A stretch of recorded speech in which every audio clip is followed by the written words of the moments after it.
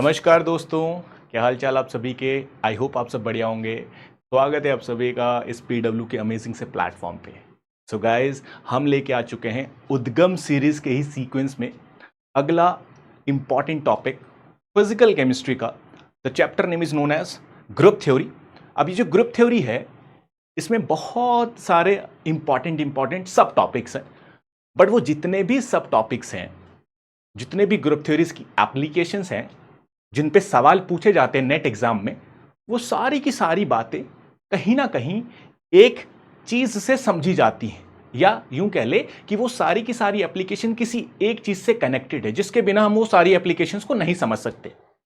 अब वो एक चीज क्या है, तो उसी चीज को हम आज की वीडियो में डिस्कस करने वाले हैं, और उस चीज का नाम है that is known as character table.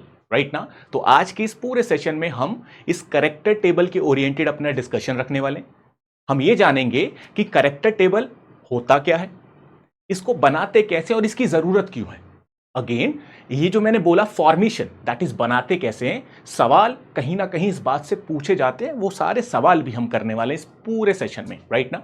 और इन सारी बातों को पढ़ना जरूरी इस वजह से है क्योंकि जैसे कि मैंने आपको बोला कि ग्रुप थ्योरीज की जितनी भी एप्लीकेशंस हैं, क्योंकि CSIR नेट में इसके एप्लीकेशंस के आधार पे ही सवाल पूछे जाते हैं, तो उसकी जितनी भी एप्लीकेशंस हैं वो करेक्टर टेबल से कहीं ना कहीं समझी जाती हैं। तो इसीलिए अपन को करेक्टर टेबल समझना बहुत ज़रूरी हो जाता है। और हाँ, अगर ये ज़रूरी है तो आज के सेशन में हम जितनी भी बातें हैं किसी भी करेक्टर टेबल के लिए वो जान जाएंगे, समझ जाएंगे। ठीक है जी। तो आइए बिना किसी देरी के मैं सेशन की शुरुआत करता हूँ। राइट। तो इस सेशन को शुरू करने से पहले हम एक बार जान लेते हैं अपना सीक्वेंस क्या रहने वाला है। राइट। सीक्वेंस सिंपल सा है कि सर हाँ, हाईलाइटेड वर्ड तो आज के सेशन में रहने वाला है जी, करेक्टर टेबल। तो इस करेक्टर टेबल के बारे में पहले तो अपन जानेंगे कि ये होता क्या है, what is character table, then why we need it, and then how we study it. Right. तो ये तीन इंपॉर्टेंट पॉइंट जानेंगे करेक्टर टेबल्स के बारे में। फिर अगेन अपन जानेंगे formation of the character table. फिर जितनी भी बातें हम डिस्कस करेंगे उस पर सवाल कर देंगे। That's it. ठीक है। तो ये पूरी की पूरी स्टोरी आज के सेशन में कुछ इस प्रकार से चलने वाली है कि पहले अपन what, why and how discuss करेंगे, फिर अपन उसका फॉर्मेशन डिस्कस कर देंगे, एंड देन उस पर सवाल कर देंगे। ठीक है। तो आइए मैं शुरू करता हूं। तो सबसे पहला जो सवाल है, अगर मैं कहता हूं करेक्टर टेबल के बारे में, अगर मुझे इस करेक्टर टेबल को जानना है गाइज, ये इंपॉर्टेंट है, बहुत इंपॉर्टेंट है। क्यों इंपॉर्टेंट है? क्योंकि हाँ सर, ग्रुप थ्योरी में अगर सवाल आता है तो कहीं ना कहीं इसी टेबल से होके गुजरता है, तो ये टेबल अपने लिए बहुत इंपॉर्टेंट बन जाता है। और हाँ, अगर कोई चीज इंपॉर्टेंट है तो उसको जानने का तरीका बड़ा आसान है, सवाल से हम उन सारी बातों को जान लेते हैं। कैसे? फॉर एग्जाम्पल, क्योंकि सर ये करेक्टर टेबल इंपॉर्टेंट है, तो इस पे पहला सवाल जो हम उठाएंगे कि यार इसका नाम क्या है, व्हाट इज करेक्टर टेबल। बहुत बढ़िया। अगेन, इसको पढ़ना क्यों है, why we need it, again इसको पढ़ें कैसे या इसको बनाएं कैसे, हाउ वी फॉर्म इट, या how we form a character table. ठीक है। तो ये तीन बेसिक सवाल हैं जिससे अपन इस पूरे करेक्टर टेबल का ओवरव्यू या यूं कह ले पूरा अंडरस्टैंडिंग कर लेंगे। ठीक है सर। अगर इन्हीं तीनों सवालों से इस पूरे करेक्टर टेबल का अंडरस्टैंडिंग हो जाएगा तो आइए इन तीनों सवालों को जानना शुरू करते हैं। तो पहला है जी, व्हाट इज करेक्टर टेबल। बहुत आसान है, मैं सिंपल सा लिखता हूं, व्हाट इज करेक्टर टेबल। तो इस करेक्टर टेबल के लिए मैं बस एक लाइन लिख रहा हूं, क्या है, that is collection of all the symmetry elements shown by the particular point group in a tabular form is known as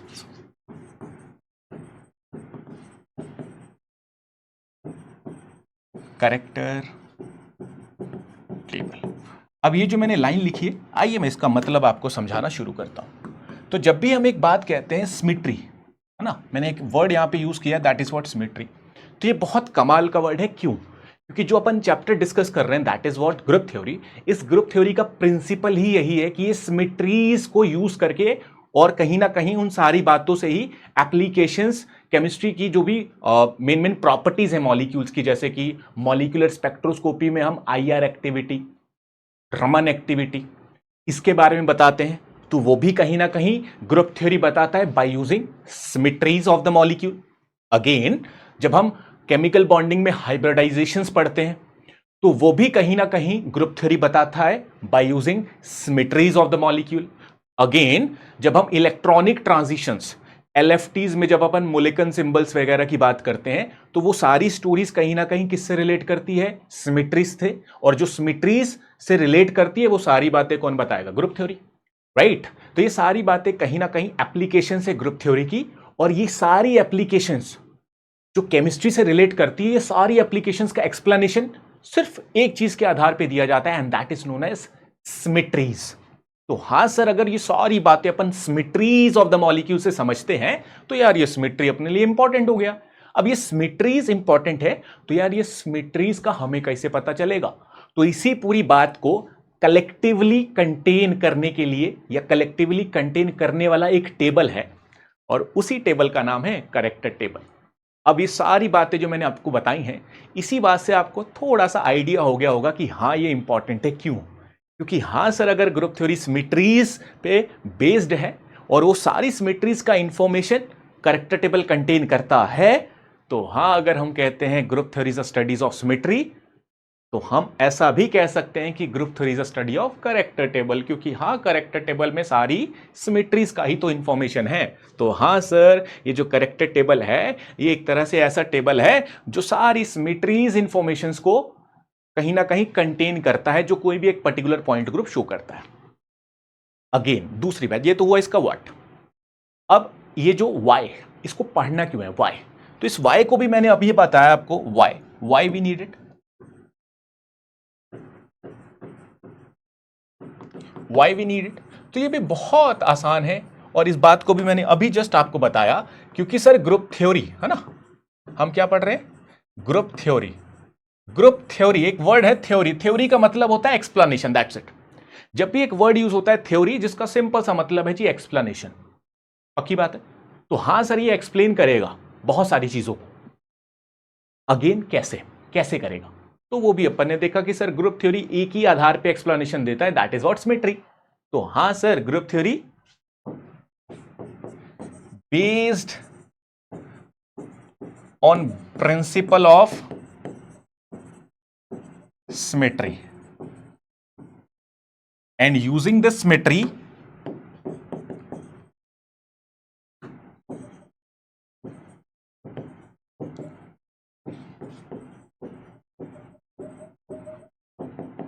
it has wide range of applications। कहने का मतलब ये कि सर हाँ, अगर ये सिमेट्रीज के आधार पे ही काम करता है तो सिमेट्रीज के आधार पे इसका बहुत सारा एप्लीकेशन है केमिस्ट्री में, क्योंकि अपन केमिस्ट्री की बात कर रहे हैं तो केमिस्ट्री में इसका बहुत सारा एप्लीकेशन है। फॉर एग्जाम्पल लेट सपोज मैंने वही लिखा, using this symmetries it has a wide range of application. और वो एप्लीकेशन कौन कौन सी हैं? तो ये कहीं ना कहीं अपन को आईआर एंड रमन एक्टिविटी के बारे में बताता है, दैट इज मॉलिक्यूलर स्पेक्ट्रोस्कोपी वाली स्टोरी को डील करता है। कहीं ना कहीं ये हाइब्रिडाइजेशन को एक्सप्लेन करता है, राइट? कहीं ना कहीं ये एलएफटी से डील करता है, कहीं ना कहीं ये इलेक्ट्रॉनिक ट्रांजिशंस को समझाता है, राइट? इसी से हमें डायपोल मूवमेंट का भी आइडिया मिलता है, एक्सेट्रा एक्सेट्रा। बहुत सारे ऐसे एप्लीकेशंस हैं जो हम इस ग्रुप थ्योरी से समझते हैं। और क्योंकि ग्रुप थ्योरी से समझते हैं, जिसका अल्टीमेटली मतलब यह है कि उसका कहीं ना कहीं सिमेट्री से लेना देना जरूर होगा। और हां, अगर सर सारी एप्लीकेशंस का all applications is based on symmetry, therefore all applications will relate to a table, ऐसे लिख लो, table that contain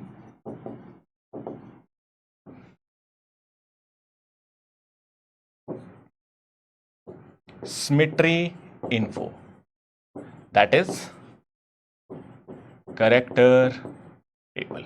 तो आई होप सो आपको ये बात क्लियर हुई होगी। यहां पे मैंने क्या लिखा, मैंने कहा अगर हाँ ग्रुप थ्योरी सिमेट्रीज के आधार पे बहुत सारी एप्लीकेशन शो करता है, जिनमें से मैंने कुछ यहां पे लिखी है, तो हाँ सर अगर ये सारी एप्लीकेशंस सिमेट्रीज के बेस्ड पे है, सिमेट्री पे बेस्ड है, तो सिमेट्रीज का कलेक्टिव इंफॉर्मेशन कौन बताता है, मैंने अभी बताया कैरेक्टर टेबल। तो हाँ सर अगर ये सारी सिमेट्रीज पे बेस्ड है, विच अल्टीमेटली मींस कि हाँ सारी की सारी कैरेक्टर टेबल से निकाली जाएंगी। दैट्स व्हाई, यही कारण है, यही रीजन है कि हमें इन सारी बातों को समझने के लिए इस कैरेक्टर टेबल की मदद चाहिए होगी। तो इस कैरेक्टर टेबल को पढ़ना बहुत अनिवार्य है, जरूरी है, इंपॉर्टेंट है, राइट।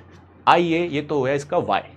अगेन कैसे, how we study a character table. तो क्योंकि एक कैरेक्टर टेबल है तो टेबल को बनाया जाता है, कैरेक्टर टेबल को हम बनाते हैं। तो इसको और ढंग से अगर मैं लिखना चाहूं तो मैं अब ऐसा लिखूंगा, how we form a character table. How we form a character table, हम कैरेक्टर टेबल को बनाते कैसे, how we form a character table. तो बहुत सिंपल है, बहुत सिंपल है, और हर एक स्टेप इंपॉर्टेंट है। क्यों? क्योंकि हर एक स्टेप पे कहीं ना कहीं सवाल पूछे जा सकते हैं, यूं के लिए कुछ सवाल पूछे भी गए हैं। तो हर एक स्टेप अपने लिए बहुत इंपॉर्टेंट बन जाता है, पहली बात तो ये। दूसरा, सर ये जो कैरेक्टर टेबल है इसको बनाएंगे कैसे? तो इसको बनाने से पहले इसका स्केलेटन अगर मैं बताऊं, स्केलेटन,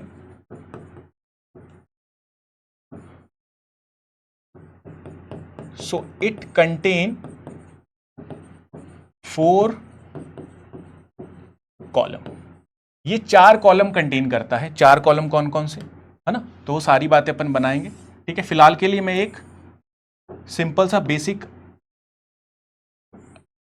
आइडिया देता हूं। लेट सपोज ये फर्स्ट कॉलम हो गया, राइट, ये सेकंड हो गया, ये थर्ड हो गया, और ये फोर्थ हो गया।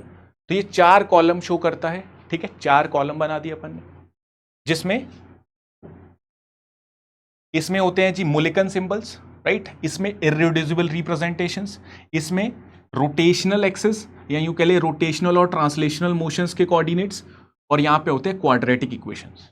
अब ये जो भी बातें बोली हैं, इन सारी बातों को अपन लिखेंगे एक C2V का कैरेक्टर टेबल बना के। लेट सपोज मैं एक कैरेक्टर टेबल बनाता हूं, जो एक्चुअली में होता है, गाइज आपको कैरेक्टर टेबल याद नहीं रखना। मैंने क्या बोला? आपको किसी भी कैरेक्टर टेबल को याद नहीं रखना है। क्यों? क्योंकि कैरेक्टर टेबल से अगर सवाल आएगा तो वो टेबल आपको मेंशन होगी। तो सर यहां पे अपन फॉर्मेशन क्यों कर रहे हैं? तो फॉर्मेशन करने का कारण यह है कि कुछ कैरेक्टर टेबल वो देगा, उसमें कुछ चीज मिस कर देगा। अब कोई चीज मिस कर देगा, वो चीज आपको पूछेगा बताओ क्या होगी। तो वो चीज निकालने के लिए आपको थोड़ा सा फॉर्मेशंस का आइडिया होना चाहिए। अभी मैंने जो बोला है उस पर डायरेक्ट मैं सवाल दिखाऊंगा। मैंने क्या बोला? जो कैरेक्टर टेबल है उसमें सारी बातें वो देगा, 2-4 बातें छोड़ देगा, और वही सवाल में पूछेगा बताओ जी क्या होगा ये। तो उस बात को जानने के लिए, निकालने के लिए, आंसर करने के लिए हमें थोड़ा सा आइडिया होना चाहिए फॉर्मेशन ऑफ कैरेक्टर टेबल का, ठीक है। तो फॉर्मेशन ऑफ कैरेक्टर टेबल, अगर मुझे किसी भी कैरेक्टर टेबल को बनाना है, तो कैरेक्टर टेबल बनाने के लिए लेट सपोज मैंने कहा कि मेरे पास C2V का कैरेक्टर टेबल है। लेट सपोज मेरे पास C2V का कैरेक्टर टेबल है, तो मैं C2V का सिंपल सा कैरेक्टर टेबल बनाता हूं। तो यहां पे है जी EC2 sigma XZ sigma YZ, ठीक है। अगेन इसमें है जी A1 A2 B1 B2, right ना। यहां पे है 1 1 1 1, राइट। यहां पे है जी 1 1 1, यहां पे है जी 1 -1 -1, अगेन -1 1 -1, अगेन -1 -1 1, ठीक है। ये सिंपल सा अपन ने कैरेक्टर टेबल बनाया। इस कैरेक्टर टेबल को कहीं ना कहीं अपन C2V का कैरेक्टर टेबल कहते हैं, राइट। अब जिसमें पहला कॉलम तो हो गया, ये फर्स्ट कॉलम हो गया, ये सेकंड कॉलम हो गया। अगेन अगर मैं थर्ड कॉलम बनाता हूं तो थर्ड कॉलम है जी Z RZ X R Y और वाई आर एक्स। ठीक है, ऐसा कुछ अपने पास थर्ड कॉलम दिखता है, ऐसा अपने पास थर्ड कॉलम दिखता है। अगेन अगर मैं बनाता हूं जी फोर्थ कॉलम, तो फोर्थ कॉलम होता अपने पास x square y square z square x y y z z x.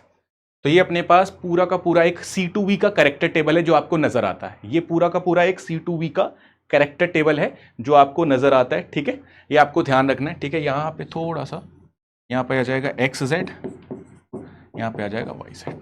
ठीक है, ये पूरा का पूरा एक कैरेक्टर टेबल है ना। सारी बातों को अपन सीखेंगे, बस सीखना है। अगर इस पे सवाल आता है तो लेट सपोज जैसे वो ये चीज को हटा देगा, अब कहेगा कि बताओ ये वाली चीज क्या है, तो ये चीज बताने के लिए हमें थोड़ा सा फॉर्मेशन का आइडिया होना चाहिए। ठीक है, वही हम सीखने वाले हैं।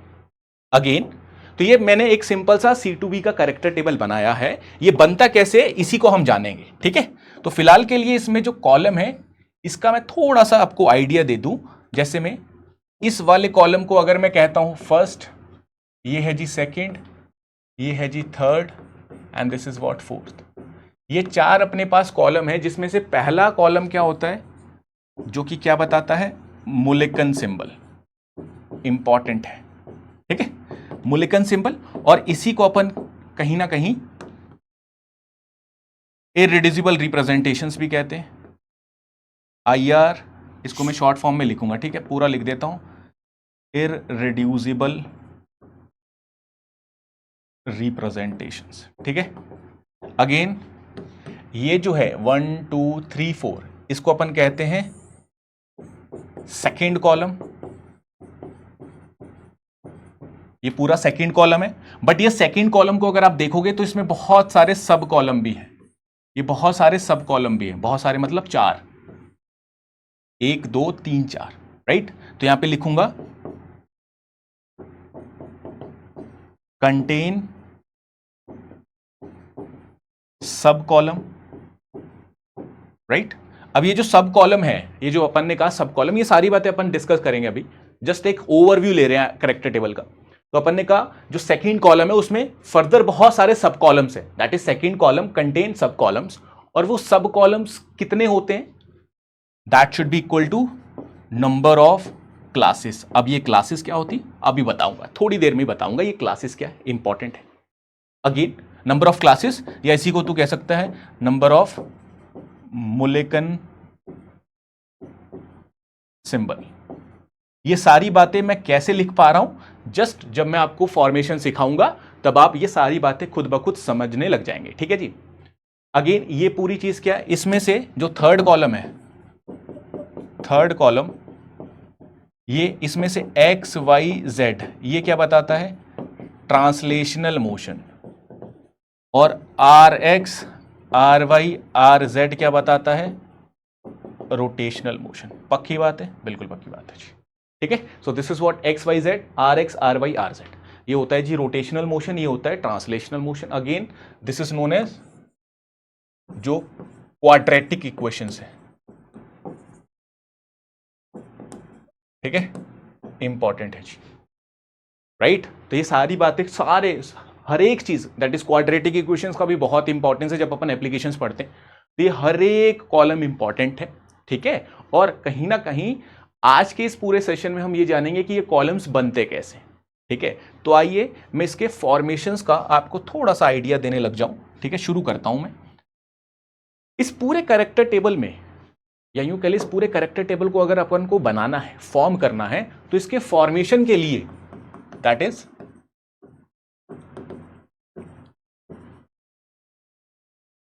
Formation of character table. Let suppose मुझे कैरेक्टर टेबल बनानी है, मैं C2V का ही बनाऊंगा क्योंकि मुझे सिंपल सा एक यही टेबल पता है। इसके अलावा मान लो अगर कोई दूसरा ही पूछेगा तो वो भी मैं इजीली इसी के मदद से, इसी को जैसे मैंने बनाऊंगा, उसी के जो स्टेप्स होंगे उसी को फॉलो करके मैं कोई सा भी कैरेक्टर टेबल बना सकता हूं। ठीक है, लेट सपोज मैंने कहा फॉर्मेशन ऑफ कैरेक्टर टेबल, और यहां पे अपन स्पेसिफिकली बात करते हैं C2V की। तो लेट सपोज C2V, मैंने एक एग्जांपल लिया, मान ले मैंने कहा जी वाटर मॉलिक्यूल H2। तो लेट्स सपोज मैंने H2 लिया, मुझे बताओ H2O में पॉइंट ग्रुप क्या होता है। तो डेफिनेटली सर इसमें एक तो C2 होगा, राइट, और 2 इसमें सिग्मा वी होंगे, तो एक तो C2 होगा, 2 सिग्मा वी होंगे, और डेफिनेटली आइडेंटिटी तो होता ही है। तो दिस इज नोन एज इसके सिमेट्री एलिमेंट्स। ठीक है, अपन ने कहा एक वाटर मॉलिक्यूल है, उसमें ये सिमेट्री एलिमेंट्स हैं, तो इसका मतलब ये है कि सर इसका पॉइंट ग्रुप क्या हुआ,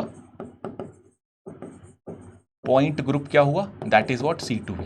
ठीक है, अगेन सर अगर ये C2V पॉइंट ग्रुप है तो हमें लेट सपोज सवाल में आएगा कि बनाओ फॉर्मेशन ऑफ कैरेक्टर टेबल, इसको सवाल की फॉर्म में लेके चलते हैं, formation of character table C2V।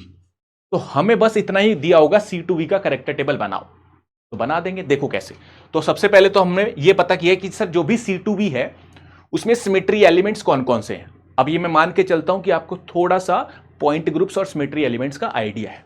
तो मान ले मैंने यहां पे बोला C2V, तो C2V में ये चारों के चारों एलिमेंट प्रेजेंट है, पहली बात तो ये। अगेन इस पहली चीज को जानना है, फॉर्मेशन ऑफ कैरेक्टर टेबल में कुछ कुछ बेसिक बातें, जिसमें पहली चीज तो ये हो गई कि सर C2V है, उसमें सारे ये सिमेट्री एलिमेंट्स। अगेन इस पूरी स्टोरी को जानने के लिए आपको 2 टर्म्स का और पता होना चाहिए इस फॉर्मेशन को जानने के लिए। वो 2 टर्म्स क्या हैं, एक तो होगा जी कि क्लासेस क्या होती हैं, और दूसरा ऑर्डर क्या होता। तो इनमें बस एक शब्द का डिफरेंस है, दोनों चीज में क्लासेस और ऑर्डर सवाल आते हैं जिससे क्लासेस और ऑर्डर में सिर्फ एक शब्द का डिफरेंस है। क्या, जब भी मैं तुम्हें कहता हूं क्लासेस, तो क्लासेस होती हैं types of symmetry element, important है guys, types of symmetry elements. Whereas order क्या होता है, total number of symmetry elements. इसका मतलब आइए मैं इसको एग्जांपल से समझाता हूं, एग्जांपल से। लेट सपोज ये C2V का ही लिखा हुआ है, C2V का ही है, इसी से समझ लेते हैं। इसमें होगा जी E C2 2 sigma V। Again ये दे रखा है, इसमें अपने पास 4 1 2 3 4 है, that is what total number. अगर मैं नंबर की बात करूं, है ना, प्लीज मेरी बात ध्यान से सुनना। क्लासेस क्या होती है, टाइप्स। टाइप्स का मतलब E क्या है, आइडेंटिटी, C क्या है, एक्सिस ऑफ सिमेट्री, और सिग्मा V क्या है, वर्टिकल प्लेन। उसका क्लासेस की जब बात करता है तो उसका नंबर से कुछ लेना देना नहीं है। मतलब अगर मैं कहता हूं यहां पे 2 सिग्मा V है, तो ऐसा नहीं है, प्लेन है ना, तो एक प्लेन टाइप हो गया, एक एक्सिस टाइप हो गया, एक आइडेंटिटी हो गया, तो 3 टाइप का है। तो इसमें क्लासेस कितने हुए, classes is equals to 3। But अगर मैं ऑर्डर की बात करता हूं तो ऑर्डर कितना है, तो ऑर्डर कहीं ना कहीं, अगर मैं ऑर्डर की बात करता हूं तो ऑर्डर टोटल नंबर, तो इसमें नंबर काउंट करने हैं कि हाँ भैया एक आइडेंटिटी है, एक C2 है, 2 सिग्मा V है, तो इसमें टोटल ऑर्डर कितना हो गया जी 4। आई होप सो आपको क्लासेस और ऑर्डर का डिफरेंस समझ आया होगा। एक और एग्जांपल से समझते हैं। लेट सपोज मैं कहता हूं जी C3V, पक्की बात है। अब C3V में सबसे पहले तो हमें पता होना चाहिए सर इसमें सिमेट्री एलिमेंट है E 2C3 3 सिग्मा V। अगर मैं आपसे पूछता हूं बताओ ऑर्डर या क्लासेस, ठीक है, तो आप सिंपल सी एक ही बात ऊपर जैसे कि मैंने लिखी भी है, क्लासेस है टाइप्स, तो टाइप्स में मतलब एक तो आइडेंटिटी, एक C3 हो, C2 हो, C6 हो, है तो ये एक्सिस ना, एक्सिस ऑफ सिमेट्री। तो मैंने कहा एक आइडेंटिटी हो गया, एक एक्सिस ऑफ सिमेट्री हो गया, एक वर्टिकल प्लेन हो गया, टाइप की बात कर रहा हूं। तो कहीं ना कहीं इसमें क्लासेस कितनी है, 3। बट अगर ऑर्डर की बात करेंगे, ऑर्डर की, तो ऑर्डर में क्या है, गिनेंगे कितने हैं, एक आइडेंटिटी है, 2 C3 हैं, और 3 सिग्मा भी हैं, तो 3 2 5 और 1 6 ऑर्डर हो गया। आई होप सो ये बात आपको ऑर्डर और क्लासेस वाली क्लियर हुई होगी, और ये बात जाननी इंपॉर्टेंट है क्योंकि यही रूल्स में हम यूज करेंगे। जो कैरेक्टर टेबल बनाएंगे उसकी रूल्स में ये सारी बातें हम लिखेंगे, ठीक है। तो ये चीज इंपॉर्टेंट है, इसको ध्यान रखना है जी, इसको ध्यान रखना है, ठीक है। आइए इस पे अगर मैं सवाल करवाऊं तो इस पे डायरेक्ट सवाल भी है जो नेट में पूछा गया, 2013 का सवाल है इस पे, ठीक है। तो मैंने अभी बताया क्लासेस क्या है, टाइप्स। आओ जी देखो, कह रहा था molecule contain following symmetries operation, है ना। अगेन इसमें अगर मैं बात करता हूं तो एक तो आइडेंटिटी हो गया, ये सारे सिमेट्री एलिमेंट अपन को दे रखे हैं, हमको बताना क्या है, number of classes and order of the group. तो ये चीज ध्यान रखना, पहले क्लासेस बतानी है। तो क्लासेस कितनी होंगी सर? डेफिनेटली एक आइडेंटिटी हो गया, एक C6 हो गया, एक C3 हो गया, एक C2 हो गया, राइट, एक सिग्मा V हो गया, एक सिग्मा D हो गया। तो 1 2 3 4 5 6 तो इसमें क्या हो गई जी? क्लासेस। तो 6 तो क्लासेस हो गए, राइट। इसमें कहने का मतलब गाइज ये है कि अगर मैं कहता हूं एक C3 है ना, तो C3 को अपन एक काउंट करेंगे। ऐसी C6 हो गया, इसमें मान लो कि C3 प्रेजेंट है, C4 भी प्रेजेंट है, तो ये एक C3 को काउंट करेंगे, एक C4 को काउंट करेंगे। अगर लेट सपोज मैं कहता हूं 2C3 है, 3C4 है, जस्ट एग्जांपल दे रहा हूं, और 1C6 है, लेट सपोज ऐसा है कुछ, तो इसमें अपन करेंगे क्या? इसमें सिंपली हम कहेंगे कि एक C3 को है, मतलब टाइप्स में हम एक तो C3 है जी, उसमें एक C4 है टाइप में, और एक C6 टाइप की है ना। कितनी है वो चीज कहलाएगी ऑर्डर। तो इसमें 1 2 3 है तो एक्सिस, बट 3 टाइप की है, 3 टाइप की है तो एक्सिस ही, बट 3 टाइप की है, राइट ना। तो इसमें क्लासेस 1 2 3 हो जाएंगे, ठीक है। ऐसे ही अगर मैं इसकी बात करता हूं तो 1 2 3 4 5 6 टाइप की है, तो 6 तो इसमें क्या हो गए जी? ऑर्डर। तो ये भी नहीं होगा, ये भी नहीं होगा, बचा C और D।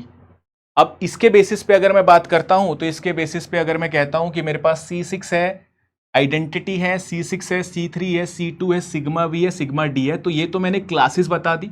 अगर मुझे ऑर्डर बताना हो तो ऑर्डर गिन ले, 1 2 3 4 5 6 7 8 9 10 11 12 तेरा ऑर्डर हो जाएगा। That means total number of symmetry elements. तो ऑप्शन नंबर जो होगा तेरा C is the correct one. तो गाइज आपको एक बात ध्यान रखनी है, जैसे कि मैंने अभी बताया क्लासेस क्या है? टाइप्स। अब टाइप्स में ऐसा नहीं है कि मान लो कि प्लेन है, सिग्मा V है ना, तो सिग्मा V है और सिग्मा D है, दोनों ही प्लेन है, सिग्मा H भी प्लेन है, तो ये अलग अलग प्लेन है, तो इसको अपन अलग अलग टाइप, है ना, प्लेन के अलग अलग टाइप है, तो इनको टाइप की तरह काउंट करेंगे, ठीक है जी। तो ये बात ध्यान रखनी है आपको, ये सवाल है जो नेट में पूछा गया है, ठीक है जी, इंपॉर्टेंट, ठीक है। सो ये एक तो क्लासेस और ऑर्डर का आपको आइडिया होना चाहिए, ठीक है। तो इसी पूरी स्टोरी से आइए मैं शुरुआत करता हूं फॉर्मेशन ऑफ कैरेक्टर टेबल की। तो फॉर्मेशन ऑफ कैरेक्टर टेबल को बनाने के लिए कुछ रूल्स हैं जो किसी थ्योरम ने दिए, और वो थ्योरम बहुत इंपॉर्टेंट है, और उसका नाम भी ग्रेट है, तो सच में ग्रेट थ्योरम है, that is known as great orthogonality theorem. उसी के आधार पे, उसी के रूल्स के, उसी के पॉस्टुलेट्स के बेसिस पे ही हम इस पूरे कैरेक्टर टेबल को बनाएंगे, ठीक है। तो आइए मैं उस जीओटी के रूल्स को, that is great orthogonality theorem के रूल्स को यूज करके कैरेक्टर टेबल को बनाना शुरू करता हूं।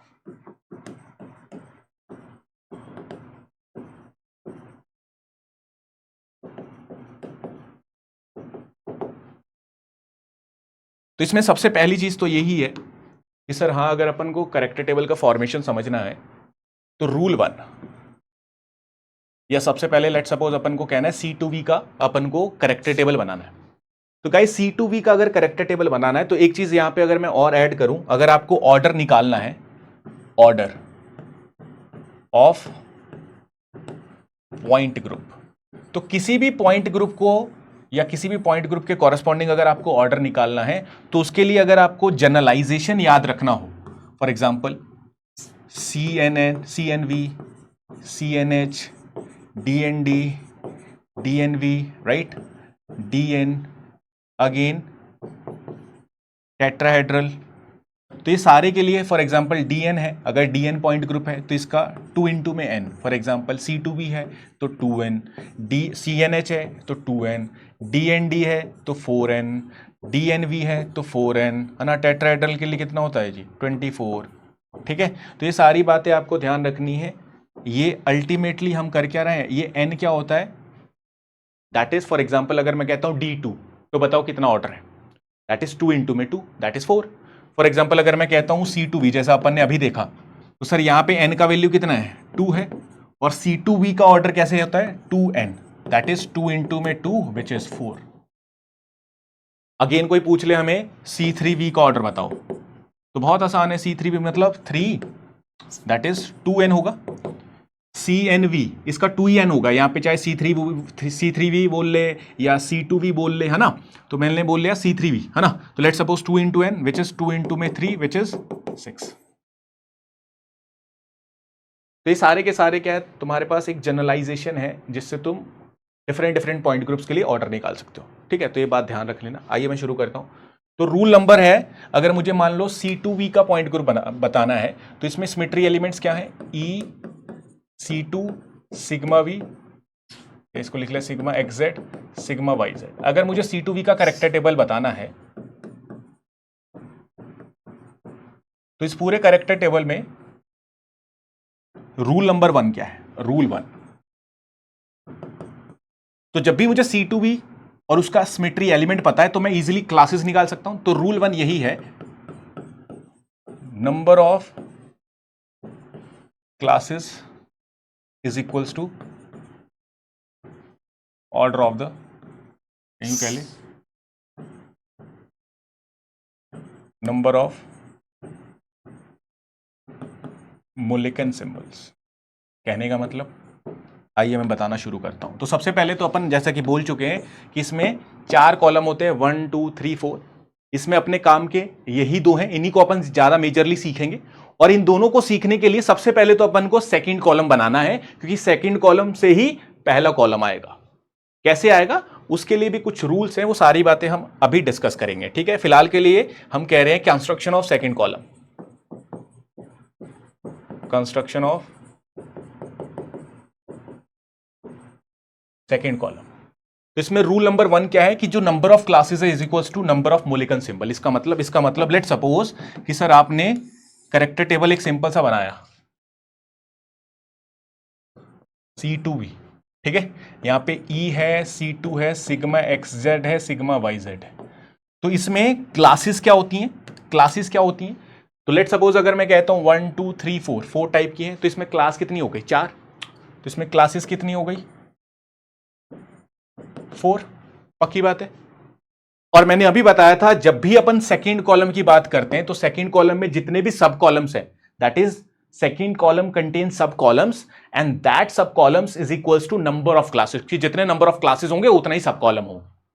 तो क्योंकि नंबर ऑफ क्लासेस कितने हैं, 4, which is types of symmetry elements 4 हैं, तो 4 ही इसमें सब कॉलम बना दिए। और रूल नंबर 1 क्या कहता है, जितने भी क्लासेस होंगे 1 2 3 4 उतने ही तेरे मोलिकन सिंबल होंगे, which means IR1 IR2 IR3 IR4। ये IR क्या है, इररिड्यूसिबल रिप्रेजेंटेशंस। तो हमें ये पता नहीं है अभी मोलिकन सिंबल, अभी अपन फर्स्ट कॉलम नहीं बना रहे, पहले सेकंड बनाएंगे, सेकंड से फर्स्ट आएगा, ठीक है। गाइस स्टोरी ये चल रही है कि हमें सबसे पहले तो C2V का बनाना था। C2V के अपन ने सिमेट्री एलिमेंट्स लिख दिए। सिमेट्री एलिमेंट्स लिखते ही अपन को E C2 sigma XZ sigma YZ दिखे और उसमें 4 क्लासेस दिखी, चारों को अपन ने ऐसे लिख दिया सेकंड कॉलम में। और सेकंड कॉलम में जैसे लिखा तो 4 सब कॉलम अपने पास बन गए।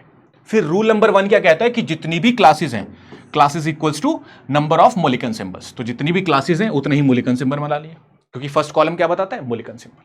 इतना क्लियर होगा सबको। अगेन तो इसमें मुझे सिर्फ इतना पता है और पहले रूल से 4 मोलिकन सिंबल होंगे ये पता है, बाकी अंदर कुछ नहीं पता। तो मैंने लिख दिया जी A1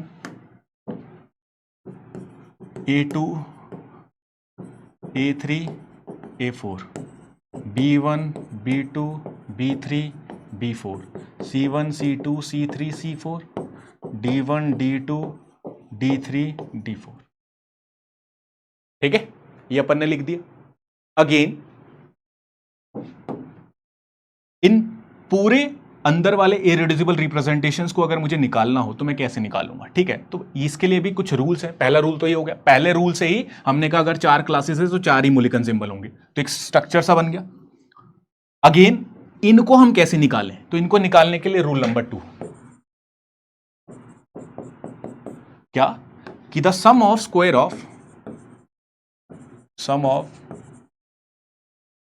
of any irreducible representation is equals to order। इसका मतलब, तो गाइस एक चीज हमेशा ध्यान रखना, यहां पे प्लीज नोट करके लिखना, नोट करके। अगर मैं दिखाऊंगा भी इस चीज को तो आप इस पूरे करेक्टर टेबल से एक चीज नोट कर पाओगे कि यहां पे कोई भी 2 लाइनें, अगर आप देखोगे यहां पे 1 1 1 1 है, यहाँ पे 1 1 -1 -1 है, यहाँ पे 1 -1 1 -1 है, और 1 -1 -1 1 है। कहने का मतलब जितनी भी रोज हैं उन सारी रोज को अगर आप ध्यान से देखोगे तो कोई भी 2 रो सेम नहीं है, सारी की सारी अलग है। कहने का मतलब यह है कि अगर यहां पे -1 है तो यहां फिर से -1 नहीं है, राइट ना। ये सारे के सारे अलग हैं, तो यही बात आपको ध्यान भी रखनी है कि नो टू रो मतलब यहां पे क्या होता है, मुलिकन सिंबल, जिसको इररिड्यूसिबल रिप्रेजेंटेशन भी कहते हैं। तो कोई भी दो Mulliken symbol, no two row, that is no two Mulliken symbol, और इसी को कह सकते हैं नो टू इररिड्यूसिबल रिप्रेजेंटेशन, है ना। इसको मैं IR से अभी लिख रहा हूं, ठीक है। IR मतलब इंफ्रारेड स्पेक्ट्रोस्कोपी नहीं है, IR मतलब इररिड्यूसिबल रिप्रेजेंटेशन, ठीक है। तो no two irreducible representations are same, है ना। इस चीज को ध्यान रखना, ये इंपॉर्टेंट है, ठीक है। अगेन आइए मैं इस सेकंड रूल को एक्सप्लेन करना शुरू करता हूं। तो मैंने कहा जी, sum of square of any irreducible representation is equals to order.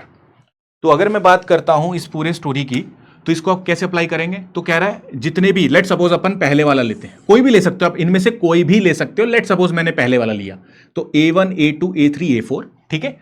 इन सबका सम A1 A2 A3 A4 कह रहा है sum of square of any irreducible representation, कोई भी हो रहा है, कोई भी हो रहा है इसमें, IR कोई भी हो रहा है, कोई भी IR हो रहा है। उस केस में अगर मैं किसी का भी सम लेता हूं और उसका स्क्वायर करता हूं, लेट सपोज मैंने इसका स्क्वायर किया, मैंने इसका स्क्वायर किया, मैंने इसका स्क्वायर किया, इसका स्क्वायर किया, तो ये किसके बराबर आएगा, ऑर्डर। अब ये ऑर्डर कितना है, ये चीज मैंने अभी आपको सिखाई है निकालनी कैसे, क्योंकि अपन को अगर इसके सिमेट्री एलिमेंट्स पता है तो 1 2 3 4 इसमें ऑर्डर होंगे, 4 इसमें क्लासेस हैं। अबे 4 इसमें टाइप है और 4 इसमें नंबर है, तो कितना होगा जी, ठीक है। अगेन सर हमें इनकी वैल्यूज को अगर निकालना है तो ये कहीं ना कहीं इतनी होनी चाहिए कि इसका टोटल किसके बराबर है, 4। तो इसका बेस्ट पॉसिबिलिटी क्या है, 1 square 1 square 1 square 1 square, that should be 4। Simple ही है जी।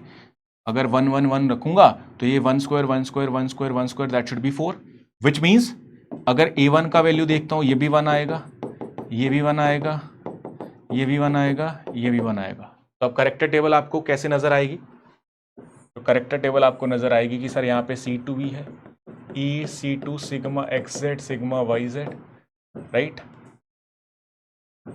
IR1 IR2 IR3 IR4 1 1 1 1। Again बाकी नहीं पता अपन को, तो B1 B2 B3 B4 C1 C2 C3 C4 D1 D2 D3 D4, right ना। तो ये सारी बातें कहीं ना कहीं अपन ने रूल नंबर 2 से जो बोली हैं उसके आधार पे अपन ने ये बना दिया। अगेन हमको बाकी 3 भी निकालने, तो इसके लिए भी अलग रूल है। रूल तीसरा, थर्ड रूल क्या कहता है, थर्ड रूल हमें ये कहता है कि अगर आइडेंटिटी मतलब E, तो E के जो भी करेक्टर हैं या यूं कह ले उसके जो भी इररिड्यूसिबल रिप्रेजेंटेशंस है E के कॉरेस्पॉन्डिंग, उसका अगर मैं सम एंड स्क्वायर देखता हूं, sum of square of IR of identity that should be equal to order, ये भी किसके बराबर है जी, ऑर्डर के बराबर। इसका मतलब 1 square plus B1 square plus C1 square plus D1 square, that should be 4। Order आपको पता है 4 है, ठीक है। अगेन सर हाँ अगर ऐसा है तो इनमें कुछ कुछ वैल्यूज ऐसी रखूं कि 4 आ जाए, तो इसका भी बेस्ट पॉसिबिलिटी है, 1 square 1 square 1 square 1 square, that should be 4।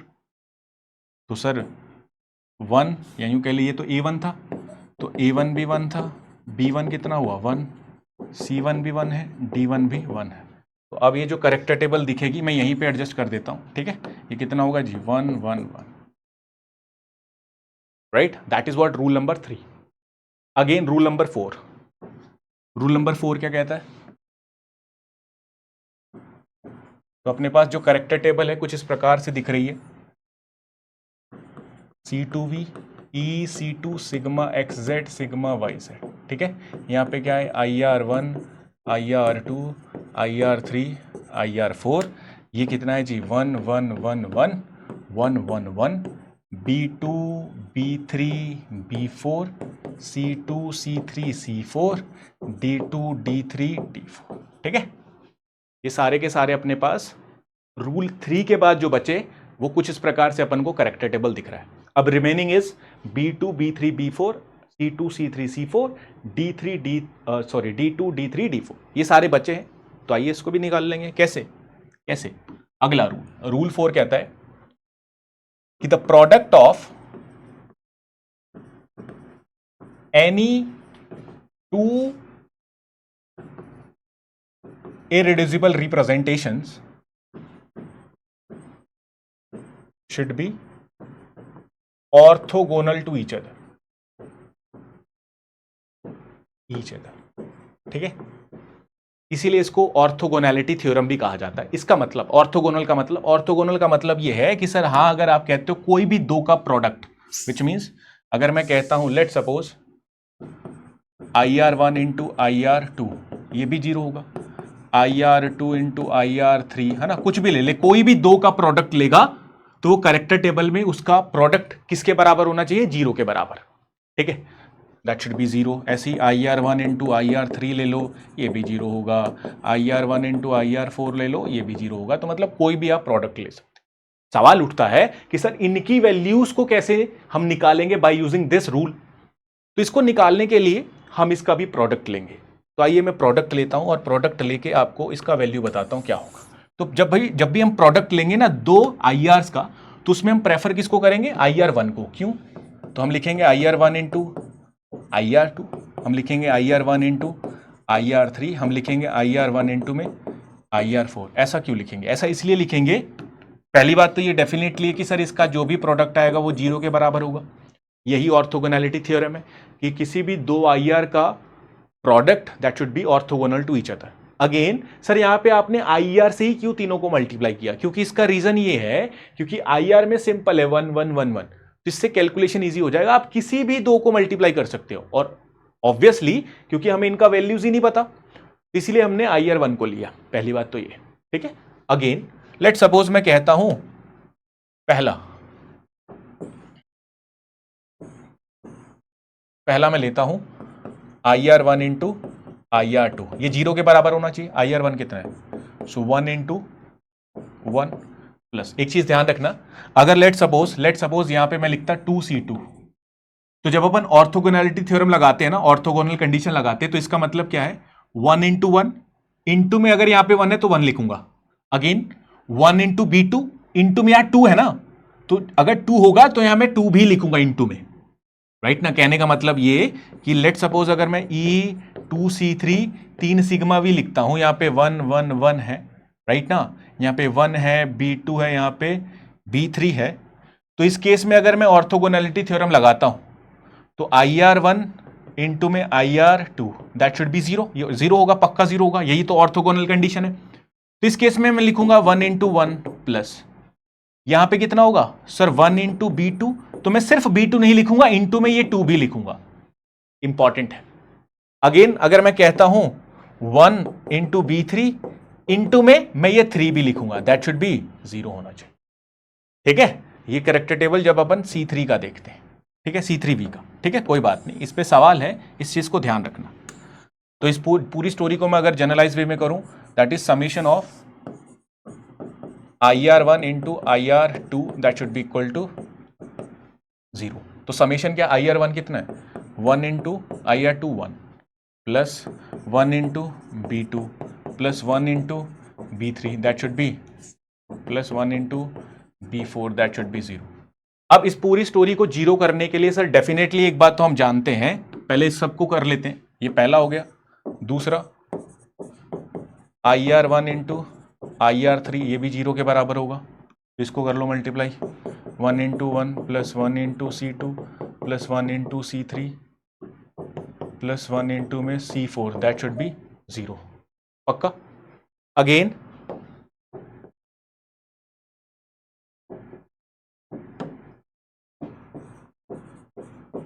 IR1 into IR4 that should be 0। इसको कैसे करेंगे? ये भी बहुत सिंपल है, 1 into 1 plus 1 into D2 plus 1 into D3 plus 1 into D4। कुछ नहीं कर रहा, सिंपल मैं इसका मल्टीप्लाई किया, फिर इसका और इसका मल्टीप्लाई किया, इसका और इसका मल्टीप्लाई किया, सबको जीरो के बराबर रख दिया। अब कहीं ना कहीं इसका वैल्यू जीरो आना चाहिए, उसके लिए मैं यहां पे क्या क्या वैल्यू सब्सटीट्यूट करूं? तो बहुत सिंपल है, बहुत सिंपल है। कहीं ना कहीं इस पूरी स्टोरी में 1 1 1 है, तो इसको जीरो करने के लिए कोई भी दो -1 ले ले, किसी भी एक को 1 ले ले। क्यों? क्योंकि एक तो पॉजिटिव है ही, जीरो होने के लिए 4 हैं, 1 2 3 4, 4 है ना, 1 2 3 4, तो दो पॉजिटिव करते दो नेगेटिव करते जीरो आ जाएगा। और एक बात ध्यान रखनी है कि पॉजिटिव नेगेटिव करते समय ऐसा पॉजिटिव नेगेटिव वैल्यू रखना है कि ये कोई भी सेम ना बने। कहने का मतलब आइए मैं बताता हूं। लेट सपोज इसका 1 आएगा प्लस में, लेट सपोज मैंने इसको कर दिया, इसका कर दिया मैंने 1 इंटू में 1 प्लस, इन दोनों को माइनस कर दिया, 1 इंटू में -1 प्लस 1 इंटू में -1, दैट शुड बी 0। पक्की बात है, ये 0 कर दिया मैंने, पक्की बात है, इसको मैंने कर दिया जी 0, ठीक है। तो इसका आंसर आ जाएगा 1 प्लस 1 -1 -1, कितना आएगा 0। इसका मतलब ये कि सर ये जो B2 B3 B4 है, B2 B3 B4 है, इसका वैल्यू कितना है 1 -1 -1। इसके अकॉर्डिंग देखूं तो अब इस केस में मैं इन दोनों को माइनस करूंगा तो आंसर 0 आएगा, बट सेम बन जाएगा, ऊपर भी सेम बन जाएगा। सेम बनने का मतलब है कि यहां पे मैं 1 रखूंगा, -1 रखूंगा, -1, तो अगर मैं इन दोनों को भी माइनस करूंगा, यहां पे माइनस वैल्यू रखूंगा इन दोनों का, तो आंसर 0 ही आएगा, बट सेम बन जाएगा। वो सेम नहीं बनाना है, तो सेम नहीं बनाने के लिए इन दोनों को माइनस कर दे, राइट ना। तो मैंने लिखा 1 प्लस 1 इंटू में -1, 1 इंटू में 1, 1 इंटू में, ऐसा 0 क्यों बना रहा हूं? क्योंकि यही रूल है, यही ऑर्थोगोनैलिटी कंडीशन है, ठीक है। इसमें 0 आ जाएगा आंसर। इसका मतलब C1 1 हो गया, C2 -1 हो गया, C3 1 हो गया, C4 -1। अगेन इसमें देखो 1 इंटू में, अब इस केस में अगर मैं इन दोनों को माइनस करता हूं तो फिर से सेम बन जाएगा, इन दोनों को करता हूं फिर से सेम बन जाएगा। तो अब किसको करूंगा, यहां पे रख ले -1 1 -1, तो बचा क्या, इसको माइनस करूंगा और इन दोनों को माइनस कर दूंगा, राइट ना।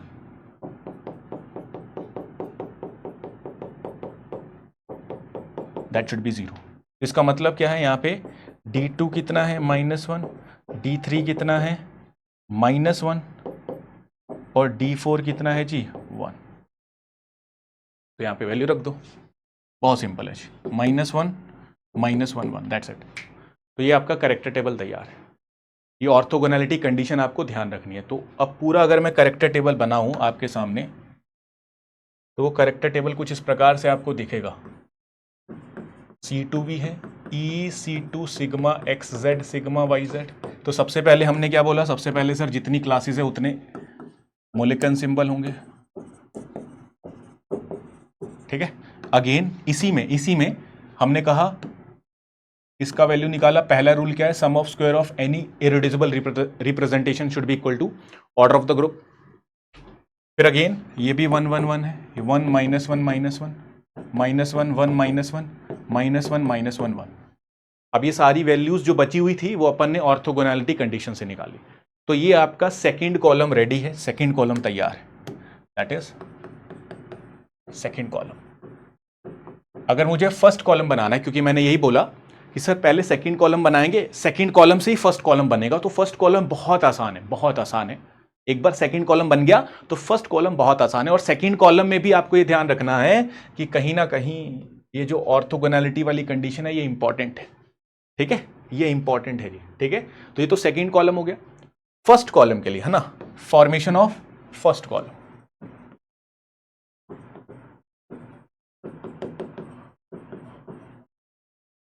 फर्स्ट कॉलम का क्या फॉर्मेशन होगा, बहुत सिंपल है। फर्स्ट कॉलम को कहते क्या है सर, मोलिकन सिंबल, मोलिकन सिंबल, ठीक है। ये बहुत इंपॉर्टेंट है जी, इसको आप LFT में भी यूज करते हो, ठीक है। कोऑर्डिनेशन में T2G EG बोलते हो, उस पूरी स्टोरी को ही हम यहां पे समझेंगे, ठीक है, ध्यान सुनना। तो मोलिकन सिंबल्स लिखने के लिए रूल क्या है, तो रूल 1, कुछ रूल है, रूल को ध्यान रखेंगे, बहुत आसान है rule.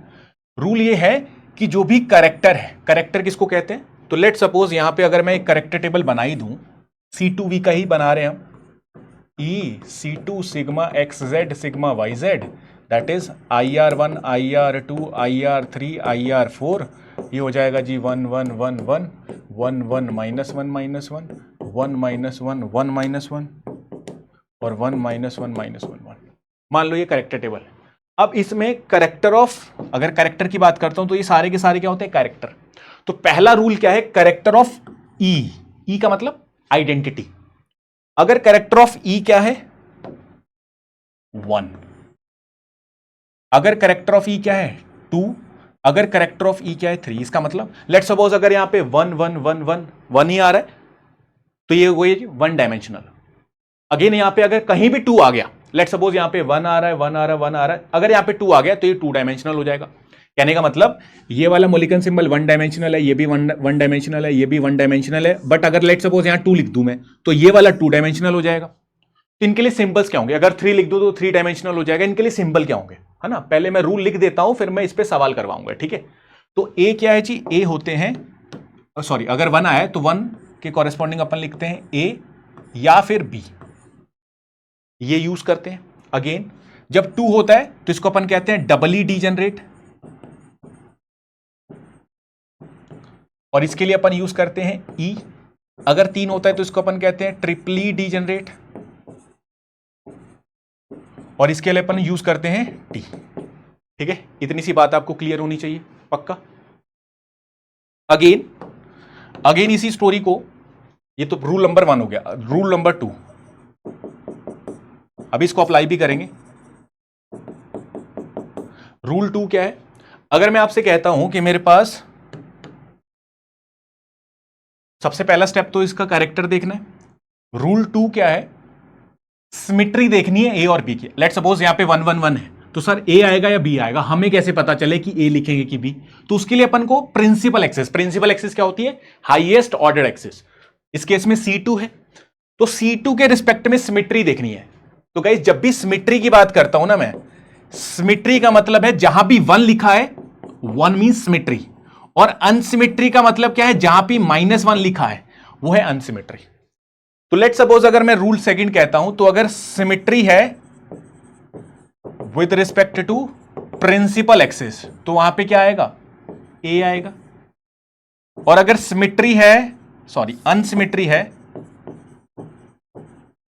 With respect to principal axis तो वहां पे क्या आएगा, जीपी। पक्की बात है, बिल्कुल पक्की बात है जी, ठीक है। तो ध्यान रखना प्रिंसिपल एक्सिस क्या होगा, पहले यहां पे 1 1 1 होगा तो ए और बी ए और बी ए और बी ए और बी इनमें से कोई होगा। अब ए होगा कि बी होगा वो C2 पे डिपेंड करेगा, ठीक है। अभी इसको अपन लिखेंगे भी, जस्ट अपन रूल लिख लेते हैं। रूल तीसरा रूल क्या कहता है, किसकी सबस्क्रिप्ट में, है ना, अबाउट सबस्क्रिप्ट अगर हुआ symmetry with respect to subsidiary axis, subsidiary axis का मतलब होता है, मान ले C2 प्रिंसिपल एक्सिस है तो इसके अलावा अगर कोई एक्सिस प्रेजेंट हो, तो लेट सपोज यहां तो सर C2 ही प्रेजेंट है, अबे C2 ही प्रेजेंट है, उसके अलावा कोई दूसरी एक्सिस नहीं प्रेजेंट है, तो उस केस में अपन वर्टिकल प्लेन के अलोंग सिमेट्री देखते हैं। कहने का मतलब ये है कि sir symmetry with respect to subsidiary axis, या फिर ना हो तो वर्टिकल प्लेन के अकॉर्डिंग। अगर सिमेट्री हो, सिमेट्री का मतलब 1, अगर यहां पे लेट सपोज यहां पे सब्सिडियरी एक्सिस नहीं है तो यहां क्या है 1 है तो ये सिमेट्री हुआ, -1 है तो अनसिमेट्री हुआ, ये क्या है 1 है सिमेट्री हुआ, ये क्या है -1 अनसिमेट्री हुआ, ठीक है। तो जब भी सिमेट्री होगा with respect to principal axis, sorry subsidiary axis या वर्टिकल प्लेन, तो इसकी सबस्क्रिप्ट में मैं क्या यूज करूंगा 1। अगेन अगर वो अनसिमेट्री हुआ with respect to subsidiary axis या वर्टिकल प्लेन तो इसके सबस्क्रिप्ट में हम क्या यूज करेंगे, दैट इज व्हाट 2, ठीक है, ये ध्यान रखना। Again rule number 4, fourth rule क्या है, अगर सिमेट्री हुआ, बस यही देखना है, प्लस माइनस ही देखना है, प्लस है कि माइनस है उसी के आधार पे। अगर सिमेट्री है with respect to inversion center, I क्या है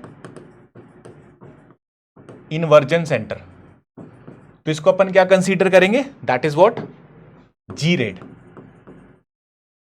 ठीक है। अगेन अगर अनसिमेट्री हुआ with respect to inversion centre, तो इसको अपन क्या कंसीडर करेंगे, अनजीरेड। ओके, जिसको अपन लिखते हैं जी और यू, है ना, इसको कहते हैं जी, इसको कहते हैं यू। अगेन रूल नंबर 5वां, और ये लास्ट है, कि अगर मैं कहता हूं सिमेट्री हो विद रिस्पेक्ट टू, सिमेट्री का मतलब गाइज 1, अनसिमेट्री का मतलब -1। ये 1 -1 कहां आएगा, करेक्टर टेबल में दिया रहेगा। ठीक है, आउच। तो अगर मैं कहता हूं symmetry with respect to sigma h, तो इसके लिए अपन यूज करते हैं डैश, अनसिमेट्री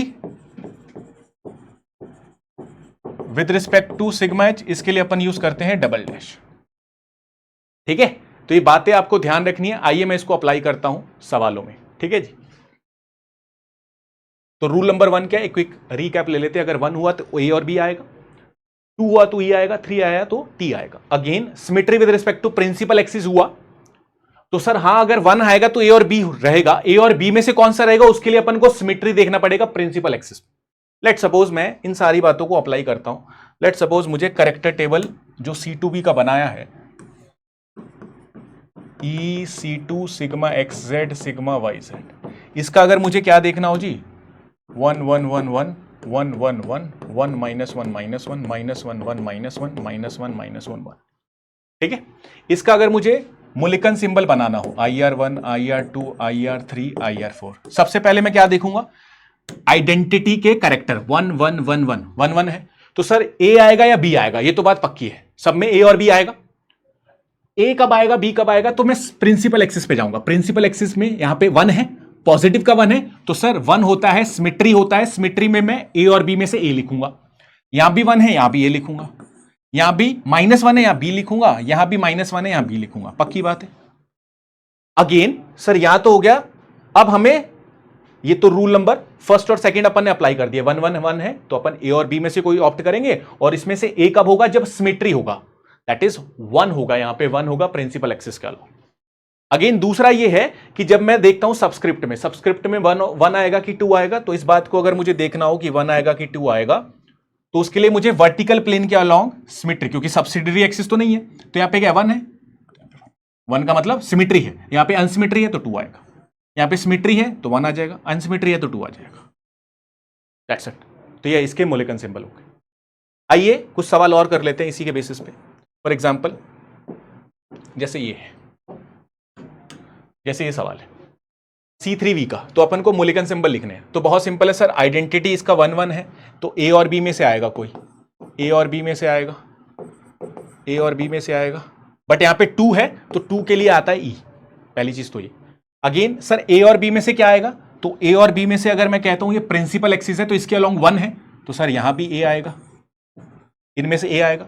यहां अगर 1 है सिमेट्री है तो इसमें इन दोनों में से ए आएगा यहां पे, और ई है तो ई का तो डेफिनेटली ई ही रहता है। अगेन यहां पे क्या है, ए है, तो इसका अब सब्सिडियरी एक्सिस, सबस्क्रिप्ट देखना है तो सब्सिडियरी एक्सिस तो नहीं है इसमें, वर्टिकल प्लेन है, उसके अलोंग 1 है तो यहां पे 1 लिख दे, दैट मीन सिमेट्री है। अगर अनसिमेट्री है तो 2 लिख दे, तो इसका मूल्यांकन सिंबल हो गया A1 A2 E, that's it. Again आप अगर लिखना चाहते हो इसका लिख लो जी, ये है जी C2H का, C2H का लिखो, बहुत सिंपल है। C2H का कैसे लिखोगे, तो सबसे पहले डायमेंशन देखेंगे, सर हाँ इनमें से ए और बी में से आएगा कोई, ए और बी में से आएगा कोई, ए और बी में से आएगा कोई, और ए और बी में से आएगा कोई। ठीक है, अब कौन सा आएगा, तो वो प्रिंसिपल एक्सिस के अलोंग सिमेट्री देखेंगे, इसमें सिमेट्री है ए आएगा, इसमें बी, इसमें ए, इसमें बी, दैट्स इट। अब अगेन इसके सबस्क्रिप्ट में क्या आएगा, तो क्योंकि यहां पे कोई वर्टिकल प्लेन नहीं है तो इसके सबस्क्रिप्ट में अपन कुछ नहीं लिखने वाले, राइट। अब इसके सबस्क्रिप्ट में क्योंकि यहां पे इन्वर्जन सेंटर है तो हम लिखेंगे, दैट इज रूल नंबर जो अपन ने लास्ट वाला लिखा है, दैट इज 4th रूल, ये वाला जीरेड और अनजीरेड, क्योंकि अपन ने कहा इन्वर्जन सेंटर के अलोंग सिमेट्री अगर हम देखेंगे तो उसमें अगर इन्वर्जन सेंटर प्रेजेंट हो तो अपन लिखते हैं जीरेड या अनजीरेड। और सिमेट्री कैसे, अगर 1 1 है तो ये सिमेट्री के मतलब geared geared, -1 -1 ungeared ungeared. Again sigma H के अलोंग सिमेट्री है डैश, अनसिमेट्री है डबल डैश, यहां पे डबल डैश, यहां पे डैश, दैट इज द मूल्यांकन सिंबल। ठीक है, आइए इस पे सवाल करते हैं जो नेट में पूछा गया है सवाल। ये है जी एक सवाल जो CSIR नेट में पूछा गया है, बहुत सिंपल है ये सवाल। सवाल करना कैसे, ECN NC2I सिग्मा H ये अपन को दे रखा है, हमको यहां पे ये बताना है इसका मूल्यांकन सिंबल क्या होगा। तो सर हाँ, अगर 1 है तो डेफिनेटली A आएगा या B आएगा, पक्की बात है, बिल्कुल पक्की बात है। अब A आएगा कि B आएगा, आइडेंटिटी से तो पता लग गया, यहां पे 1 है, प्रिंसिपल एक्सिस में 1 है और सिमेट्री है, पॉजिटिव 1 है, सिमेट्री है मतलब कि A आएगा। तो सर डेफिनेटली A आएगा, B तो नहीं आने वाला, काट दो। अब A में से भी A लिख लिया मैंने, अगेन इस सब्सिडियरी एक्सिस गिवन है, उसके अलोंग क्या है, अनसिमेट्री, दैट मींस 2 आएगा। फिर इन्वर्जन सेंटर के अलोंग भी अनसिमेट्री है, दैट मींस U आएगा। और सिग्मा H के अलोंग भी अनसिमेट्री है, मतलब डबल डैश आएगा। That is what option number B. तो ये रूल आपको अप्लाई करने आने चाहिए, इंपॉर्टेंट है, ठीक है, ये रूल आपको अप्लाई करने आने चाहिए जी, इंपॉर्टेंट है। एक ये सवाल है, ये भी नेट का सवाल है, 2012 में पूछा गया है, कह रहा है the among the following the correct statement is, among the following the correct statement is. तो इसमें डेफिनेटली अगर आप पहला स्टेटमेंट ही पढ़ोगे कि number of irreducible representation is equals to classes, जी हाँ बिल्कुल। अगर करेक्टर टेबल में हम देखते हैं तो क्लासेस ही तेरे पास इररेड्यूसिबल रिप्रेजेंटेशंस के बराबर होती है, तो जी हाँ option number A is the correct one. तो गाइस कहीं ना कहीं इन बातों से सवाल आते हैं। अगेन अगर हम देखें, जैसे कि ये सवाल है, इसमें कह रहा है कि for the point group incomplete character, ये जो इनकम्प्लीट कैरेक्टर है ये बताओ और इसके कॉरेस्पॉन्डिंग मूल्यांकन सिंबल भी बताओ। तो कैसे बताएंगे, तो ऑर्थोगोनैलिटी, हमेशा अगर ये सवाल आए तो यूजिंग ऑर्थोगोनैलिटी कंडीशन हम बताएंगे। ऑर्थोगोनैलिटी कंडीशन क्या होता है, तो IR1 इंटू IR2 और इसका समेशन किसके बराबर होगा, 0। तो लेट सपोज मैं इसको मान लेता हूं A1 A2 A3, ठीक है। तो एक चीज तो हम ये जानते हैं, पहले तो अगर मैं रूल नंबर 2 अप्लाई करता हूं कि इसका जो भी आइडेंटिटी का जो भी करेक्टर है 1 plus A1 square plus 2 square, ये किसके बराबर होगा, ऑर्डर। रूल नंबर 2 याद करो, है ना, रूल नंबर 2 था, या आई थिंक सो 3 था वो, ठीक है, कोई बात नहीं, एक बार देख लेते हैं रूल नंबर क्या था जी वो।